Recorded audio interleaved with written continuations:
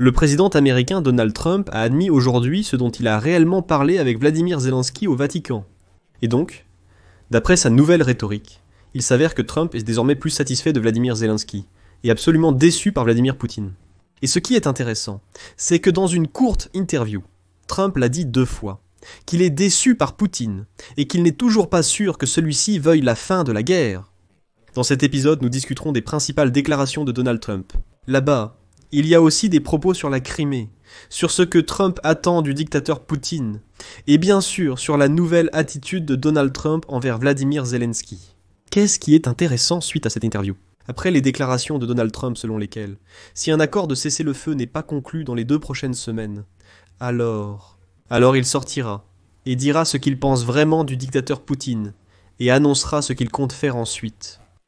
Ce qui est intéressant, c'est que Trump déclare qu'il n'y aura plus de jeu, que désormais tout est sérieux. Mais parallèlement à cela, Sergueï Lavrov, le chef du ministère russe des Affaires étrangères, apparaît et avance ses exigences à l'égard de l'Ukraine, pour entamer un processus de paix et des négociations pacifiques.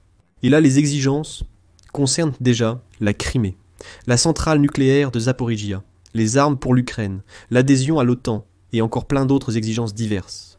Mais il est intéressant de noter que le Kremlin, parallèlement à cela, déclare qu'il est tout de même prêt à des négociations. Et j'ai le sentiment que chez Poutine, ils ont simplement compris sur quoi faire pression chez Donald Trump pour qu'il soit plus loyal envers eux. C'est simplement dire que nous sommes prêts à tout, mais voici la liste de nos exigences. La veille, Marco Rubio, secrétaire d'État américain, a expliqué pourquoi les États-Unis n'imposaient pas de nouvelles sanctions contre la Russie. Il dit « Nous ne les avons pas imposées parce que nous espérions vraiment que la Russie accepterait finalement un dialogue adéquat. » Eh bien, après cela, Vladimir Zelensky a déclaré que la Russie avait repris ses activités d'assaut sur le front et qu'elle essayait simplement de tromper le monde entier. Tout d'abord, bien sûr, Donald Trump. Je suis Alexei Pechi. Nous sommes le 28 avril. Parlons de tout dans l'ordre. Alors, le président américain Donald Trump a donné son premier commentaire aussi détaillé après sa rencontre avec Zelensky à Rome. Ici, il y a perle sur perle, mais ce qui est très important, c'est qu'on observe un certain changement de rhétorique. D'abord, je vais, vous savez, énoncer quelques conclusions que l'on peut tirer des déclarations de Donald Trump, puis je citerai ses réponses complètes. Voici ce que Donald Trump a déclaré dans son intégralité aujourd'hui. Mais si l'on fait d'abord un bref résumé de son discours.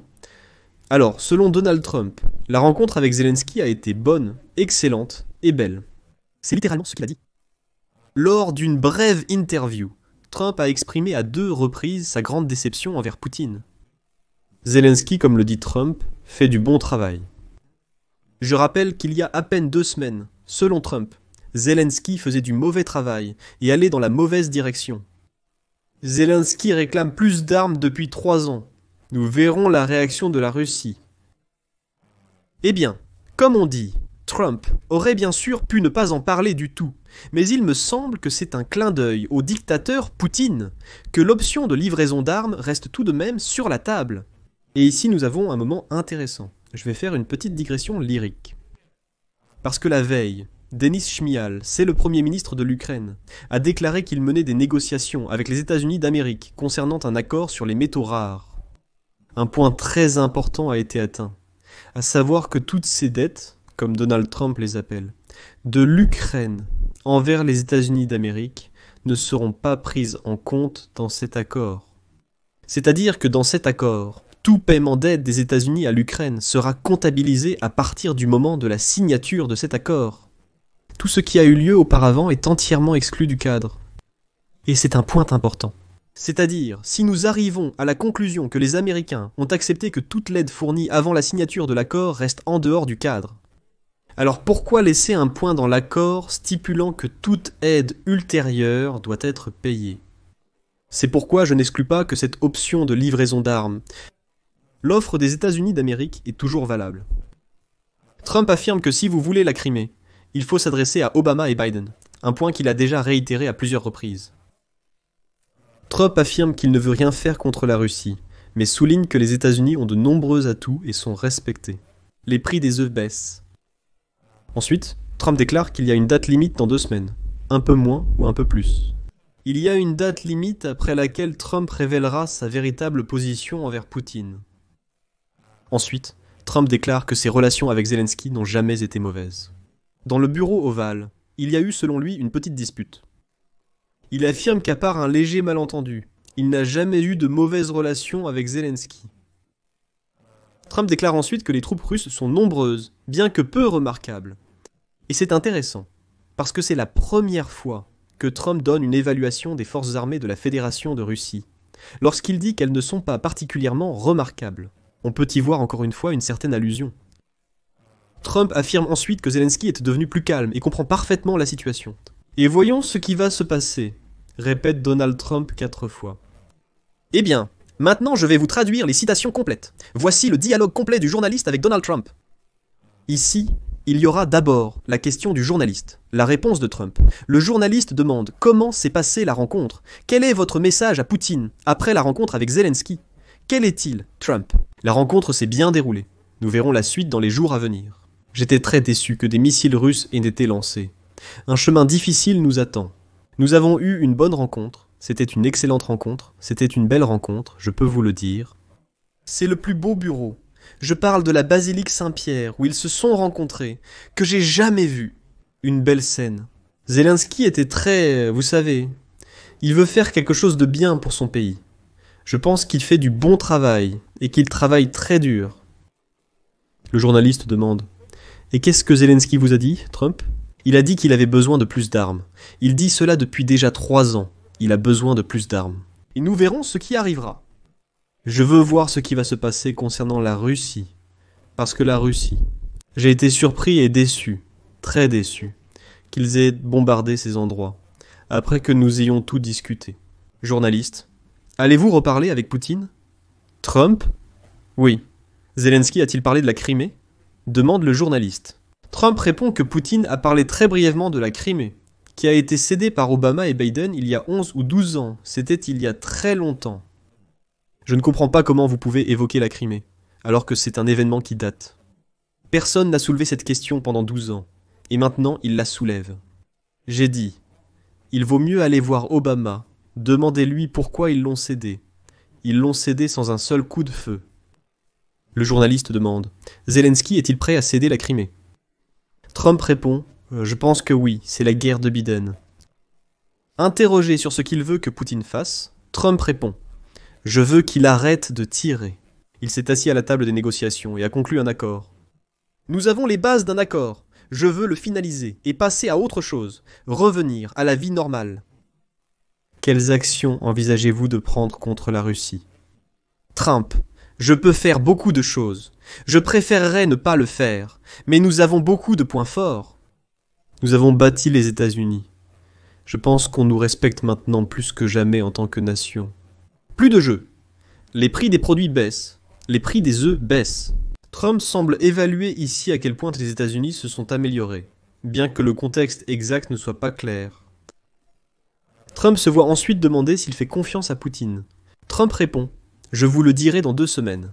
Autrement dit, dans 2 semaines, il répondra s'il fait confiance à Poutine.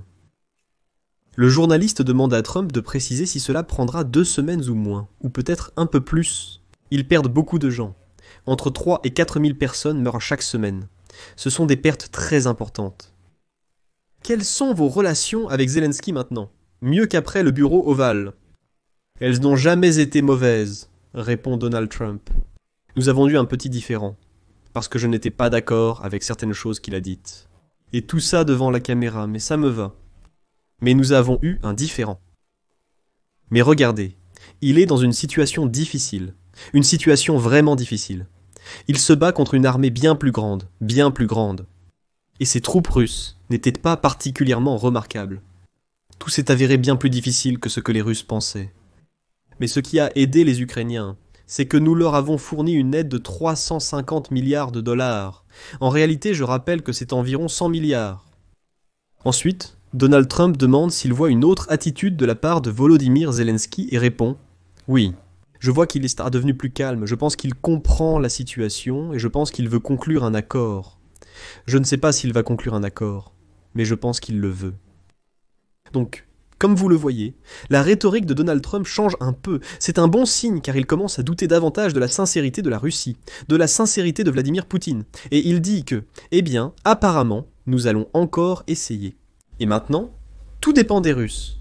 Dans ses réponses, il a été répété que tout est apparemment clair avec Volodymyr Zelensky et l'Ukraine. On comprend leurs objectifs, leurs aspirations, leurs efforts, leurs souhaits et leurs demandes. Mais avec la Russie, j'ai des questions. Je suis en colère et déçu par eux. Nous verrons comment ils agiront. Il affirme avoir encore des atouts qu'il pourrait utiliser, mais préfère s'en abstenir pour le moment, en raison des négociations en cours.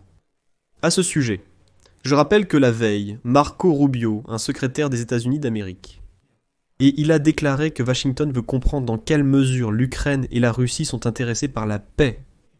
Et c'est pourquoi les Américains n'ont pas imposé de sanctions supplémentaires contre la Fédération de Russie. Citation.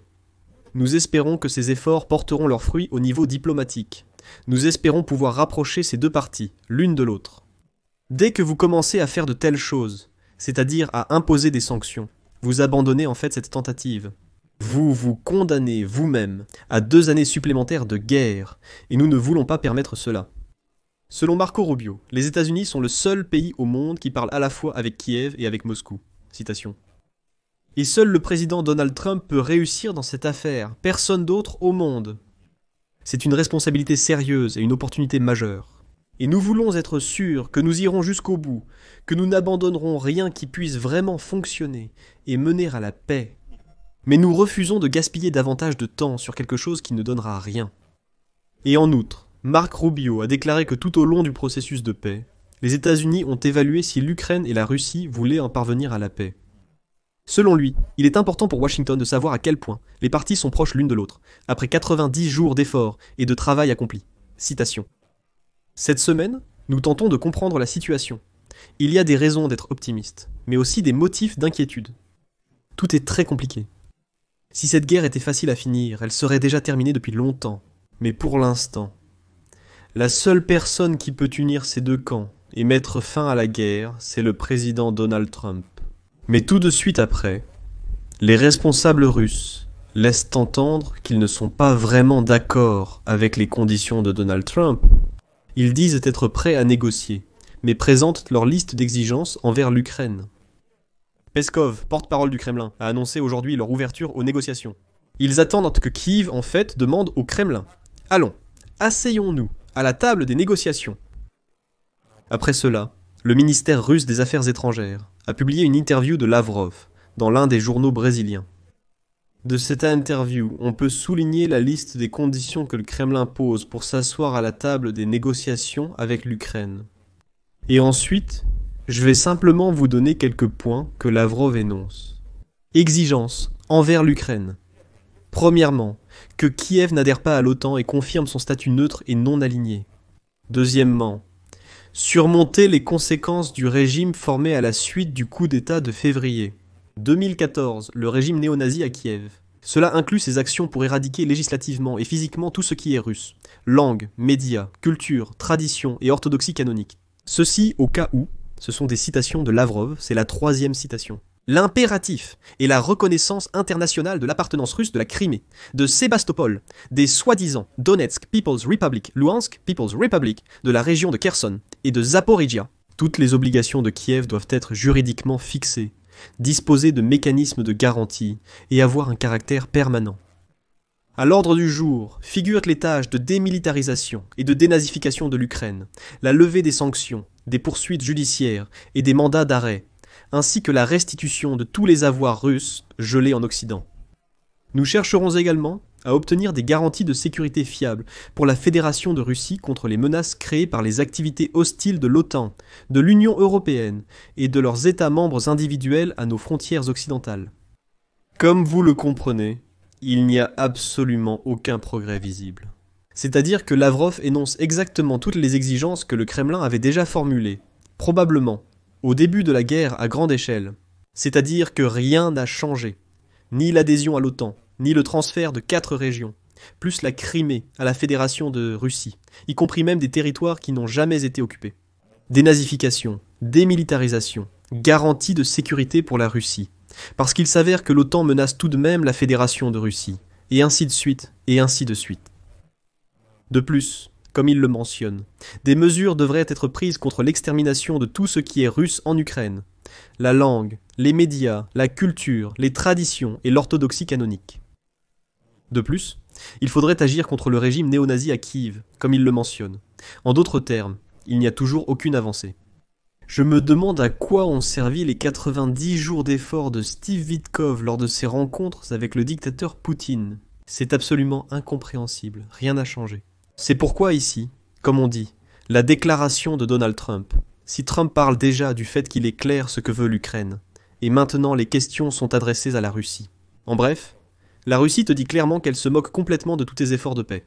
Elle s'en fiche absolument. Witkoff est venu chez nous, Dmitriev est allé à Washington, tu essaies d'arrêter la guerre. Lavrov a affirmé hier que personne ne compte rendre la centrale nucléaire de Zaporizhia, déclarant qu'elle est entre de bonnes mains. Évidemment, nous ne la rendrons pas à l'Ukraine. Mais en fait, en réalité, ces déclarations de Lavrov annulent complètement tous les efforts de paix de Donald Trump. Voilà, elles sont absolument réduites à néant. Et quand Rubio dit « Nous n'avons pas imposé des sanctions pour savoir si la Russie est prête à la paix », non, elle n'est pas prête. Lavrov, représentant la Russie, a présenté à l'Ukraine la même liste d'exigences déjà annoncées au début de la phase majeure de la guerre. Eh bien, et voilà après tout cela. Zelensky a donc déclaré que les rencontres au Vatican et à Rome, le 26 avril, ont confirmé que les partenaires de l'Ukraine comprennent ce qui se passe réellement. Comme l'a déclaré Zelensky, après Pâques, les troupes russes ont repris leur activité offensive habituelle. La Russie essaie de tromper le monde et de prolonger la guerre. Selon Zelensky, les rencontres au Vatican et à Rome ont confirmé que les partenaires de l'Ukraine comprennent la situation. Je cite « Nous maintenons nos positions fortes afin d'avoir toutes les possibilités pour une diplomatie correcte. » Les Russes parlaient beaucoup de leur soi-disant volonté d'accepter les propositions américaines. Mais jusqu'à présent, aucune préparation de l'armée russe à une véritable trêve n'a été constatée. Zelensky a souligné que les Russes tentent d'avancer au prix de pertes importantes. Citation. « Chaque jour de tels combats sur le front prouve de manière absolument évidente que la Russie essaie réellement de tromper le monde, de tromper l'Amérique et les autres, et de prolonger encore cette guerre. Sans pression sur la Russie, il est impossible que les Russes prennent toutes les mesures, fassent tout ce qui est nécessaire pour arrêter la guerre. » Eh bien, aujourd'hui, j'ai beaucoup aimé la déclaration de l'un des sénateurs américains, qui, vous savez, l'a dit directement. Il s'agit de John Kennedy, sénateur républicain, qui aujourd'hui a déclaré directement, citation, « Je ne pense pas que la situation s'améliorera tant que nous ne ferons pas comprendre à Poutine que nous sommes prêts à transformer lui et son pays en nourriture pour poissons. » Ensuite, bien sûr, Kennedy précise qu'il ne s'agit pas d'une guerre nucléaire, mais de mesures économiques strictes. Selon lui, Poutine trompe Donald Trump à chaque étape, a violé toutes ses promesses et a manifesté un manque de respect flagrant envers le président américain. Ensuite, citation, « Je pense que Poutine considère que l'Amérique a pris un train à grande vitesse pour la ville des idiots.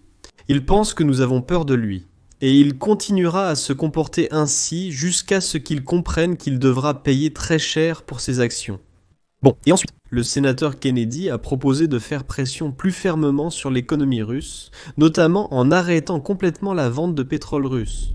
Voilà, ça c'est constructif, c'est déjà une position assez claire.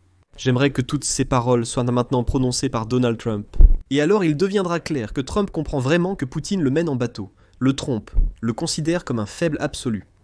Parce que, regardez, 90 jours de tentatives pour régler cette guerre d'une manière ou d'une autre, après ces 90 jours, Lavrov sort et dit exactement ce qui avait été dit au début de la guerre à grande échelle. Aucun effort de Trump et de son équipe n'a été utile. Voici quelques points à discuter. Partagez votre avis et vos conclusions dans les commentaires. Abonnez-vous, cliquez sur la cloche et mettez un like. Annonce de la prochaine émission à venir. Dans la prochaine émission, nous discuterons avec vous du plan B, que l'Ukraine et ses partenaires européens ont déjà préparé. Au cas où, si Trump, se fâche à cause de ces négociations et ne veut pas reconnaître que Poutine l'a trompé. Là-bas, il y a des informations intéressantes, et les Européens ont adopté une position assez ferme, ce qui jouera en faveur de l'Ukraine. Nous en reparlerons la prochaine fois, les amis. Pour soutenir cette chaîne, vous pouvez faire un don en utilisant les liens et coordonnées dans la description de la vidéo. Ou vous pouvez devenir sponsor de cette chaîne sur la plateforme en cliquant sur le bouton soutenir sous cette vidéo ou utiliser le code Quick Response affiché sur vos écrans. Cette plateforme est le moyen le plus simple et le plus pratique de soutenir le travail de cette chaîne. C'est tout, prenez soin de vous. Au revoir.